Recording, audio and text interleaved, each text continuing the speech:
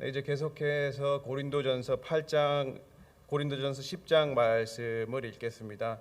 저희가 이제 지금까지 이제 8장으로부터 계속해서 이제 말씀을 읽으면서 그 사도 바울이 우상 제물에 바쳐진 이제 음식을 먹어도 되냐 아니면은 뭐 먹어도 안 되냐라는 이제 고린도 교인들에 대한 그런 질문에 대한 해답을 하는 것을 이제 볼 수 있었습니다. 예, 그러면서 사도 바울이 그러한 질문, 음식을 먹어도 됩니까? 안 됩니까? 라는 질문에 답을 하면서 그 고린도 교인들에게 어떤 단순한 문제의 해답, 예스다 아니면 노다, 그런 단순한 문제의 해답을 말하는 것이 아니라 어떻게 보면은 고린도 교인들이 가지고 있어야 할 어떤 신앙의 올바른 양심이 무엇인가? 그렇죠. 장성한 믿음의 모습은 어떤 모습인가라는 것을 이제 다루는 것을 볼 수 있었습니다.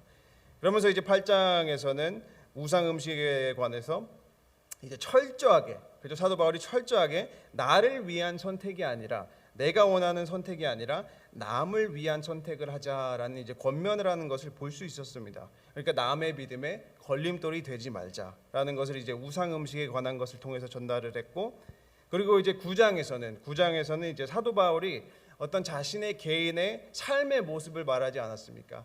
자신의 개인의 어떤 행적을 말함으로써 하나님을 믿는 사람들은 복음이 온전하게 이제 전달이 될 수 있도록 하기 위해서 어떤 자신의 권리라든지 자신이 마땅히 누려야 될 것이라든지 자신의 이제 주장을 내려놓을 수도 있어야 한다는 것을 이제 말을 했습니다. 그러니까 어떻게 보면은 굉장히 비슷한 주제를 가지고, 그렇죠, 비슷한 주제를 가지고 사도 바울은 지금 계속해서 이제 다양한 방법으로 고린도 교인들에게 이제 권면을 하는 것을 볼 수 있습니다. 이제 이때 당시에 어떻게 보면은 헬라 사고에서 사람을 설득하는 데 사용하는 방법이 세 가지가 있었습니다. 사람을 설득할 때 바로 이제 로고스라든지 파토스라든지 에토스를 이렇게 사용했는데, 영어로는 로고스, 페이토스, 에토스가 이렇게 있었는데, 로고스는 논리를 사용해서 설득을 하는 방법, 그렇죠. 파토스는 감정에 호소해서 설득을 하는 방법, 그리고 에토스는 이제 말하는 자의 어떤 권위를 통해서 이제 설득을 하는 방식인데, 사도 바울은 그러면은 8장에서는 로고스를 사용하지 않습니까? 논리적인 것으로 우상은 아무것도 아니기 때문에 먹어도 되지만, 그러나 우상 음식을 먹음으로써 남의 믿음이 실족하고 복음이 전파되는데 방해가 될 수 있으니 먹지 말자. 그죠? 그런 굉장히 논리적인 말로 얘기를 하고, 9장에서는 에토스, 자신의 어떤 사도로서의 권위를 사용하게 됩니다. 그러니까 나도 사도로서, 나도 하나님 부활하신 예수 그리스도를 본 자로서 내가 누릴 것이 있지만 복음을 위해서 내 권리를 포기한다. 그러면은 질문이 하나 있습니다. 오늘 이제 10장을 다 읽지는 않고 그냥 앞부분만 조금 읽었는데, 그러면은 여기에서는 사도 바울은 어떠한 설득 방법을 사용하고 있습니까? 로고스를 사용합니다. 10장에서는 이제 사도 바울은 다시 논리적인 것으로 돌아가서, 그러니까 로고스로 돌아가서 고린도 교인들에게 계속해서, 그렇죠, 다양한 방법으로 장성한 믿음의 모습이 무엇인지를 말하고, 이제 그 10장 끝부분에서는 다시 우상 제물에 관해서 이제 말을 하게 됩니다. 그러니까 오늘 10장을 이제 읽게 될 10장을 그냥 세 개의 부분으로 나누자면은, 그 첫 번째 부분 1절에서 13절은 이제 광야 생활을 통해서, 이스라엘의 광야 생활을 통해서 말을 하게 되고, 이제 중간 부분 14절에서 22절은 그 성만찬을 통해서 권면을 하게 되는 것이고, 그리고 마지막 23절에서 33절까지는 다시 우상 제물에 관한 주제로 이제 돌아가는 것을 볼 수 있습니다. 그러나 오늘은 그 첫 번째 부분을 자세히 한번 보도록 하겠습니다. 먼저 제가 1절 읽어드리겠습니다. 형제들아, 나는 너희가 알지 못하기를 원하지 아니하노니 우리 조상들이 다 구름 아래에 있고 바다 가운데로 지나며. 아멘. 그러니까 이제 사도 바울은 고린도 교인들에게 갑자기 이스라엘 백성들이 출애굽한 사건을 말하기 시작하는데, 이러한 것을 말하기 시작하면서 처음 하는 말이 이것을 알지 못하기를 원하지 아니하노니라는 말을 하게 됩니다. 그러니까 이 말은 이제 고린도 교인들이 출애굽 사건을 몰랐기 때문에 이러한 말을 하는 것이 아닙니다. 그 사건 자체, 그러니까 그 출애굽 사건 자체는 알았더라도 그것이 가지고 있는 어떤 참된 의미, 그것이 가지고 있는 의미를 파악하지 못했기 때문에 지금 사도 바울은 이것을 알지 못하기를 원하지 아니하노니라고 말을 하게 되는 것입니다. 그러니까 사도 바울이 일깨우려고 하는 어떤 이제 사도 바울이 이 출애굽을 사용하는 큰 이유 중 하나가 그 고린도 교인에게 일깨우려고 하는 것이 아무리 하나님의 큰 은혜를 받았어도 결국 이스라엘 백성들은 다 멸망했다는 것을 말하고 있는 것입니다. 그러니까 우리가 이제 1절에서 4절까지 봤을 때 어떻게 보면은 가장 많이 반복되는 단어가 하나 있지 않습니까? 1절에서도 나오고 2절, 3절, 4절에서 다 나오는 것이 있는데 그 단어는 다입니다. 다. 그죠? 다 구름 아래 있고 다 구름과 바다에서 침례를 받고 다 같은 신령한 음식을 먹고 다 같은 신령한 음료를 마셨으니. 그렇죠. 여기서는 이제 한국어 그 번역으로는 그 다가 반복된 횟수가 안 나오는데 다를 뜻하는 헬라어가 5번이나 반복이 됩니다. 그러니까 그렇게 모두가 다, 그렇죠? 다 하나님의 능력과 이스라엘 출애굽을 하고 있는 이스라엘 백성들이 다 하나님의 능력과 다 하나님의 은혜를 체험했지만 결론적으로 5절이 말하는 것처럼 대다수의 이스라엘 백성들이 멸망했다는 것을, 다 멸망했다는 것을 사도 바울은 강조하려고 하는 것입니다. 근데 어떻게 보면은 중요한 것이 역사상 모세와 함께 애굽에서 나온 이스라엘 백성들만큼 하나님의 능력과 하나님의 살아계심을 체험한 사람들은 많이 없었다는 것입니다. 그러니까 그런 기적을 직접 눈으로 보고 구원의 역사를 직접 몸소 느끼지 않았습니까? 1절이 말하는 것처럼 이스라엘 백성들은 다 하나님의 인도하심을 통해서 낮에는 구름 기둥으로 밤에는 불 기둥으로, 그리고 자신들의 앞을 가로막고 있었던 홍해가 반으로 갈라지는 것도 보고 그것을 직접 건너가고, 그렇죠. 그리고 2절에서는 모세에게 속하여 다 구름과 바다에서 세례를 받고, 그러니까 여기서 세례라는 것은 이스라엘 백성들은 모세의 리더십을 통해서 모세의 리더십과 하나님의 인도하심을 통해서 어떤 택함을 받은 거룩한 백성이라는 어떤 정체성을 가지게 된 것을 말하는데, 그리고 3절과 4절 또 초반부가 말하는 것처럼 이스라엘 백성들을 광야에서 만나와 메추라기를 먹고 또 반석에서 나온 물을 마시는 사람이었지만 결국에는 다 이러한 은혜를 다 체험했지만 대다수의 사람들이 구원을 받지 못했다는 것입니다.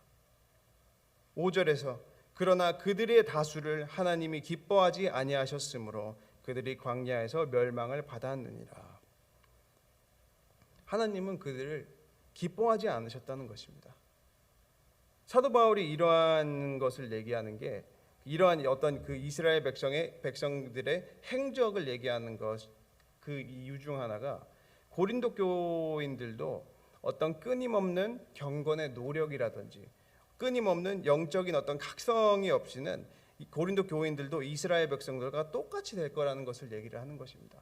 어떻게 보면은 굉장히 따끔한 경고의 말을 하고 있는 것입니다. 이제 고린도 교회 안에서도 하나님의 은혜라든지 하나님의 능력이 엄청나게 많이 나타나지 않았습니까?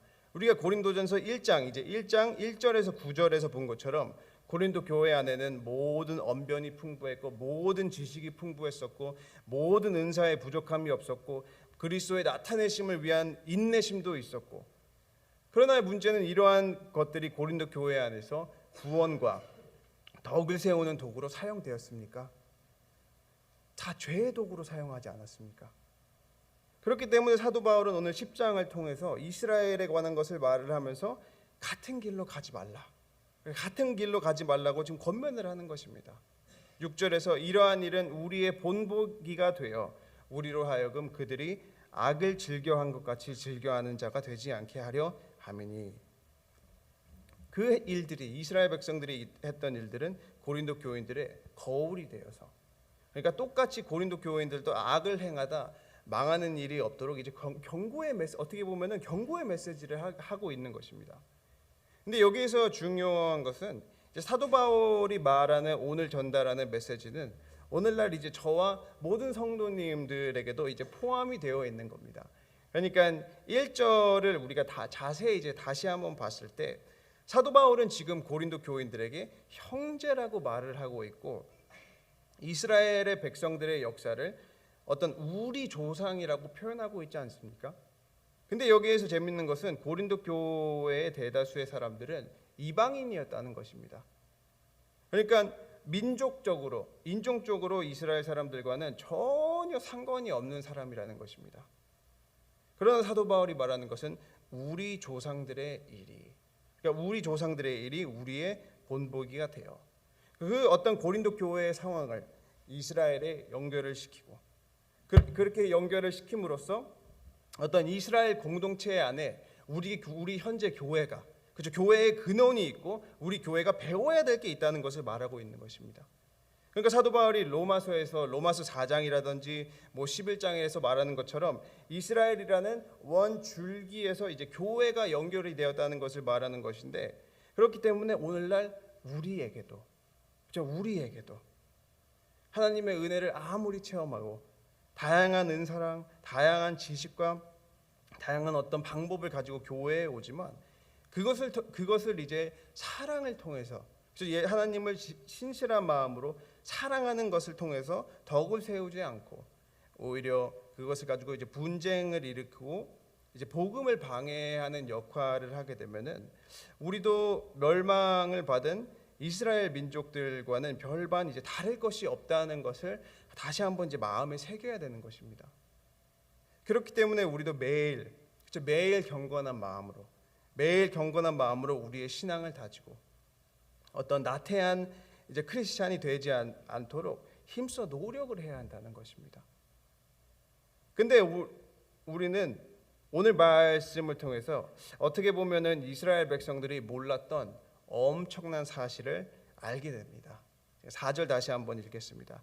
다 같은 신령한 음료를 마셨으니 이는 그들을 따르는 신령한 반석으로부터 마셨음에 그 반석은 곧 그리스도시라. 아멘. 그러니까 이스라엘 백성들은 기적적인 방법을 통해서 어떤 메마른 광야에서 계속해서 공급을 받았는데, 물과 양식을 공급을 받았는데 그 공급의 근원은 바로 예수 그리스도였다는 사실을 지금 사도 바울은 말을 하는 것입니다. 엄청나지 않습니까? 예수 그리스도가 계셨다는 것입니다. 구약 시대부터. 그래서 사도 바울이 지금 여기에서 말하는 것은 구약 시대라든지 신약 시대라든지 어떤 시대에 우리가 있든지 예수 그리스도는 모든 인류를 구원하는 그 생명의 떡이시라는 것, 그 생명의 물이시라는 것을 지금 강조하고 있는 것입니다. 그 예수 그리스도께서 배고픔과 갈증으로 헤매고 있던 이스라엘 백성들에게 가장 시급했던 음식과 물을 제공하신 것처럼 오늘날 우리도 가장 절실하게 필요한 것은, 그렇죠? 그 자칫 잘못하면 나태해질 수도 있는데 그것을 막을 수 있는 것은 신령한 음료, 그리고 신령한 식물의 근원이 되시는 예수 그리스도라는 것을 다시 한번 마음에 새기도록 하는 것입니다. 다시 2절이 말하는 것처럼 이스라엘 백성들이 홍해를 건너는 위기의 순간에 모세에게 속해서 구름과 바다에서 세례를 받은 것처럼 우리 모든 성도님들도, 하나님을 믿는 모든 성도님들은 예수 그리스도를 믿음으로써 세례를 받고 그리고 그리스도와 연합을 이뤄야 하는 것입니다. 그렇기 때문에 이 말씀을 통해서 다시 한번 이제 생각을 해볼 수 있는 것은 우리 신앙의 중심에 무엇이 있냐는 것입니다. 그 우리 마음에 내 것이 있는 것이 아니라, 그죠, 내 방법, 내 소견, 내가 원하는 것이 있는 것이 아니라 오직 예수 그리스도만 중심에 계셔야 한다는 것을 사도 바울이 이 말씀을 통해서 고린도 교회에게 또 오늘날 우리에게 일깨우려고 하는 것입니다. 그렇기 때문에 우리 사랑하는 친구교회 성도님들도 이스라엘 백성들의 행적을, 그렇죠, 우리 조상의 일을, 우리 영적인 조상의 일들을 거울로 삼으셔서, 그렇죠, 그 배후에 항상 계셨던 예수 그리스도를 보시고 오직 예수 그리스도만 굳게 의지하시는 복된 성도님들이 되시기를 주님의 이름으로 축원합니다. 이제 사도 바울은 이제 7절에서 10절을 통해서 어떻게 보면은 이스라엘 사람들이 멸망에 이르도록 한 그 죄의 명에 대해서 더 자세히 말을 하고 있습니다. 이제 17절에서 10절에서는 이제 4가지의 죄가 그 언급이 되고 있는데요. 그 간략하게만 보도록 하겠습니다. 첫째는 우상 숭배의 죄입니다. 7절, 그들 가운데 어떤 사람들과 같이 너희는 우상 숭배하는 자가 되지 말라. 기록된 바 백성이 앉아서 먹고 마시며 일어나서 뛰논다 함과 같으니라. 이 말씀은 이제 사도 바울은 출애굽기 32장, 그죠? 출애굽기 32장에 모세가 이스라엘 백성을 이끌고 시내산에 이르러서, 그죠? 모세가 십계명을 받으려 그 시내산을 올라갔을 때 남아서 기다리던 이스라엘 사람들이 모세가 너무 안 내려오니까 죽은 줄 알고 금송아지를 만들지 않습니까? 금송아지를 만들어서 그것을 가지고 자신의 신이라고 우상 숭배를 하게 됩니다. 그러니까 그 일 때문에 하나님께서는 이제 레위 자손을 통해서 3천 명을 죽게 하시는 것을 사도 바울은 다시 한번, 그렇죠? 계속해서 우리한테 그 고린도 교인들과 그리고 우리에게 그 어떤 이그젬플, 그 본을 보여주는 것입니다. 그리고 둘째는 음행의 죄였습니다. 8절, 그들 중에 어떤 사람들이 음행하다가 하루에 2만 3천 명이 죽었나니 우리는 그들과 같이 음행하지 말자. 이것은 이제 민수기를 보게 되면은 이스라엘 백성들이 이제 모압, 그렇죠? 암몬과 모압 지경을 지나가다가 이제 모압 여자들과 음행을 하고 이제 이방 신을 섬겼던 것을 볼 수 있었습니다. 그러나 이제 그리고 이제 고린도 교회 안에서도 그러한 일들이 일어나지 않았습니까? 고린도 교회 안에서도 5장이라든지 그런 음행의 죄가 일어났기 때문에 사도 바울은 우리는 그들과 같이, 그렇죠? 우리 어떻게 보면은 우리 도가 되겠죠. 우리 도 그들과 같이 음행하지 말자라고 권면을 하는 것입니다. 그리고 세 번째는 하나님을 시험한 죄입니다. 9절, 그들 가운데 어떤 사람들이 주를 시험하다가 뱀에게 멸망하였나니 우리는 그들과 같이 시험하지 말자.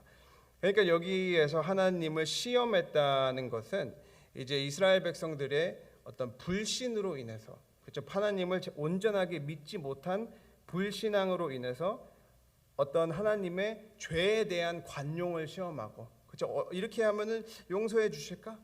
그렇죠? 어떻게 하면은 그 범위, 어떻게 보면 그 죄로 인한 그 하나님의 범위, 그렇죠? 그 관용의 범위를 시험했던 것입니다. 그 구원의 능력을 시험한 것입니다. 또 사도 바울이 이것을 이렇게 말하는 이유 중 하나가 고린도 교인들도 우리가 지금까지 본 것처럼 크리스찬으로서 누릴 수 있는 자유의 범위를 시험하지 않았습니까? 나는 예수 그리스도를 통해서 영원히 구원을 받았으니까, 그리고 무한하게 자유하니까 내 몸은 아무렇게나 써도 괜찮아. 그런 사람들도 있었고, 또는 어떤 고린도 교인들은 예수 그리스도를 믿었기 때문에 나는 우상에서 자유하기 때문에 내 우상 음식을 마음대로 먹을 것이야 라고 생각했던 것처럼, 어떻게 보면 이스라엘 백성들이 했던 하나님을 시험하는 행동들과는 별반 이제 다를 것이 없었다는 것을 말하는 것입니다. 그렇기 때문에 사도 바울이 우리는 그들과 같이 하지 말자. 그렇죠? 우리는 그들과 같이 하지 말자. 그리고 이제 네 번째 마지막 그 사도 바울이 말하는 죄는 하나님께 원망한 죄입니다. 10절, 그들 가운데 어떤 사람들이 원망하다가 멸망시키는 자에게 멸망하였나니 너희는 그들과 같이 원망하지 말자. 이스라엘 백성들은 계속해서, 그러니까 툭하면 뒤 돌아서자마자 하나님을 계속 원망하지 않았습니까? 하나님의 은혜를 체험하고 홍해를 건너자마자 하나님의 은혜를 어떤 그 능력을 체험하고 뒤 돌아서자마자 애굽으로 돌아갈 걸. 애굽에서는 야채라도 먹었지. 그죠? 각각 불평을 하고 원망을 해가지고, 그러니까 어떻게 보면은 그러한 모든 것들이 하나님의 뜻, 그죠? 하나님의 인도하심을 온전하게 신뢰하지 못하고 이제 원망한 죄를 지은 것을 말하는 것입니다.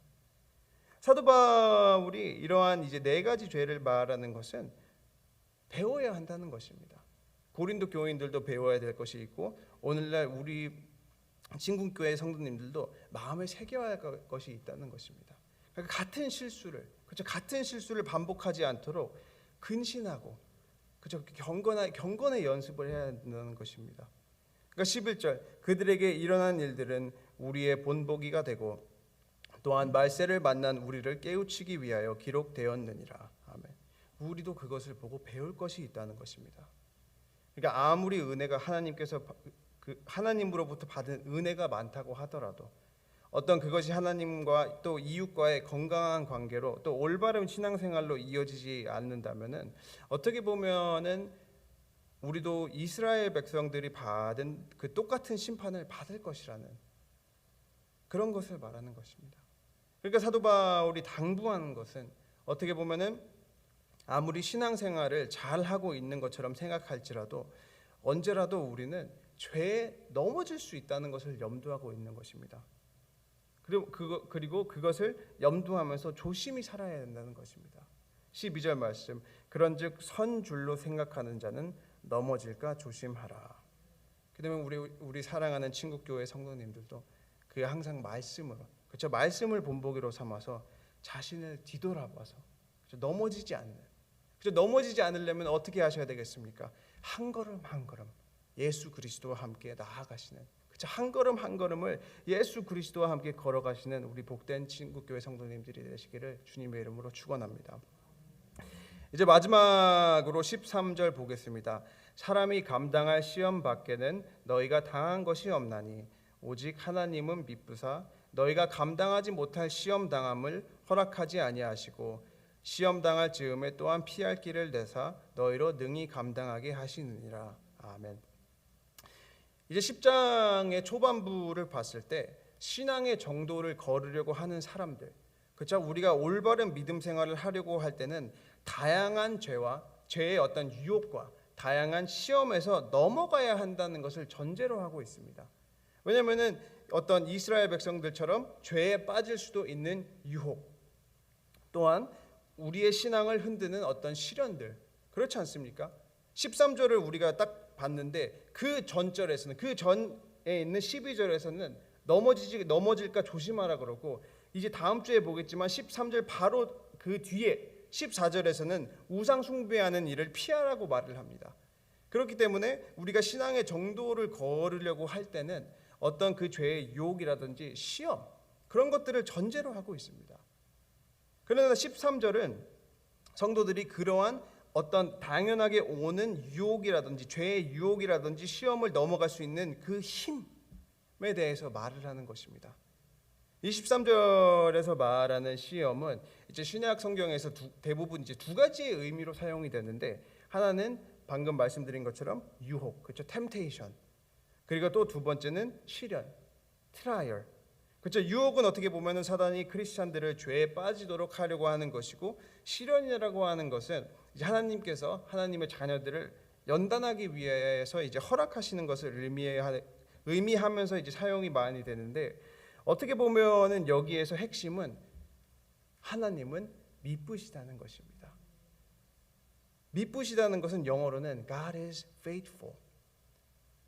하나님은 신실하시고 하나님은 믿을 수 있는 분이시라는 것입니다. 그러니까 우리가 미쁘다는 단어를 많이 사용하지는 않지만 그 말 자체는 믿을 만한 사람, 믿을 만한 한 분이시다라는 것입니다.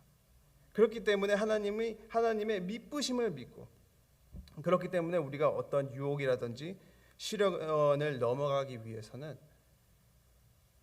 우리가 가지고 있는 어떤 복음에 대한 지식이라든지 우리가 생각하는 어떤 신앙의 방법이라든지 또는 어떤 경건한 생활로 넘어가는 것이 절대로 아닙니다. 전혀 그런 내 방법과 내 소견, 내 의견 다시 그걸로 들어가잖아요. 그런 어떤 내 신앙의 방법으로 넘어가는 것이 아니라 오직 미쁘신 하나님을 통해서, 그 신실하신 하나님을 통해서, 신실하신 하나님을 의지할 때만 넘어갈 수 있게 되는 것입니다. 그러니까 우리가 오직 내 것을, 내 방법과 내가 원하는 것과 내 방향을 철저하게 내려놓고 오직 신실하신 하나님을 의지할 때만 하나님께서 우리에게 그 맞닥뜨린 시험을 감당할 수 있게 하시고 또 넘어갈 수 있게 하시고 또 그 넘어갈 수 있는 길을 예비해 주신다는 것입니다. 그러니까 그 어떤 세상의 유혹 속에서도 하나님께서는 우리가 주의 뜻대로 살아갈 수 있는 그런 방법, 그렇죠? 그럴 수 있도록 도와주신다는 것입니다. 그렇기 때문에 우리는 매 순간순간마다 넘어지지 않도록 계속해서 신실하신 하나님만, 그렇죠? faithful God만 붙들고 걸어가야 되는 것입니다. 또 오늘 하루도 이제 설교를 마무리 지고 오늘 성도님들 이제 새 하루를 살아가실 때 그 어떤 유혹이라든지 그 어떤 시련이 오시더라도 오직 신실하신 하나님을 의지하셔서 저 신실하신 하나님을 의지하셔서 주의 뜻을 이루면서 사시는 복되고 아름다운 친국교회 성도님들이 되시기를 주님의 이름으로 축원합니다. 아멘. 기도하겠습니다. 사랑의 하나님 감사합니다. 주님 말씀을 통해서 우리 다시 한번 생각해 보는 것은 우리 모두는 주님 앞에서 너무나도 연약한 존재라는 것입니다. 어제까지 서 있었을지라도 오늘이 되면 넘어질 수 있다는 것을 고백합니다. 주님, 그러나 다시 한번 신실하신 하나님을 믿고 주님의 신실하심을 우리의 마음에 새기고 다시 한번 하나님께 나아갈 때 다시 한번 어제는 넘어졌지만 또 오늘 다시 한번 일어나서 주님 앞에 나아갈 때 큰 은혜를 내려주셔서 매일 주께 칭찬받는 주의 자녀들이 될 수 있도록 도와주시옵소서. 주님, 또 이제 몸이 아픈 환우들을 위해서 기도합니다. 김영만 장로님 그리고 이창근 집사님 외에 또 많은 분들, 이스라엘 백성들이 구름 아래를 지나고 바다 가운데로 지난 것처럼 또 그 배후에 예수 그리스도가 계신 것처럼 몸이 아프신 환우들이 힘든 시간을 지날 때 동일한 은혜로 함께하여 주시고 같이 동행하여 주시고 같이 걸어 주셔서 그 삶을 통해서 하나님께 영광이 될 수 있도록 도와주시옵소서. 주님, 이제 남은 시간 기도할 때 우리 성도님들이 구하는 모든 것들이 다 하나도 땅에 떨어지지 아니하고 주님의 은혜 안에서 이루어질 수 있도록 하여 주시옵소서. 감사드리며 예수님 이름으로 기도드렸습니다. 아멘.